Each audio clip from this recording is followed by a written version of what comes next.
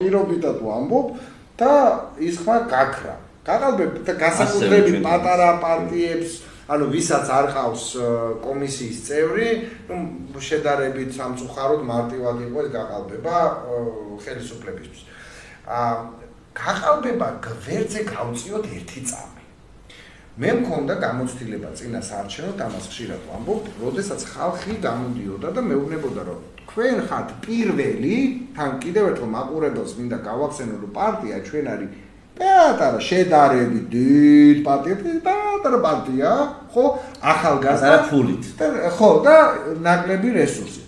და აი ეს პარტია ახერხებდა სადღაც ჩასვლას, რაღაც ცაიტნოტებში შეიძლება ითქვას, ჩვენ არ ვართ მაყოფილი იმით, რასაც ჩვენ ვაკეთებთ, კიდე მეტი გვინდა და თქვენთან ერთად, მაგრამ ხალხი გამოდიოდა და ეკითხულობდა, საფარიანო ესენიო დანარჩენები, პლაკატებია, მამუკა ის არისო გაკრული და დამჭა მე ეჭვი, ასე ვთქვათ, ჩვენ არ მახსოვს სამტრედიაში გავჩერდი თუ სენაკში, რაღაც ის მონაკვეთი იყო, პატარაზე შევისვენე და რაღაც დიალოგი შედგა, რომ ან მეთქი შეთანხმებულები არიან, ან რაღაცაშია საქმე, იმიტომ რომ ოპოზიციის აქტივობა წინა საარჩევნო რეგიონებში იყო მინიმალური.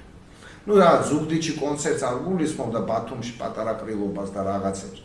შენი აზრით, ეს ოპოზიცია, მოდი ესე დავაყოთ, ბარიერ გადალახული 4 პარტია ყავს, რომელიც ამ ეტაპზე ეს ბოლო შეკითხვა იქნება, ჯერ ამაზე არ მინდა ადგილობრივ არჩევნებზე. ეს 4 ბარიერ გადალახული პარტია რას წარმოადგენს თავისი, ასე ვთქვათ, მეობით. აი რა უნდა? მე მრჩება შთაბეჭდილება, რომ ბრძოლა მიდის მხოლოდ და მხოლოდ ვინ გახდება მთავარი ოპოზიციური პარტია. მაპატი, აი მე ესე მაპატია რატო ვიხდიცი, ბოდის ხალხი ვინც გვიყურებს, პოლიტპატიმრების, სინდისის პატიმრების ოჯახები, აქტივისტები ვინც არიან, იმათ გულწრფელად მაინც რაღაცის ჭამს.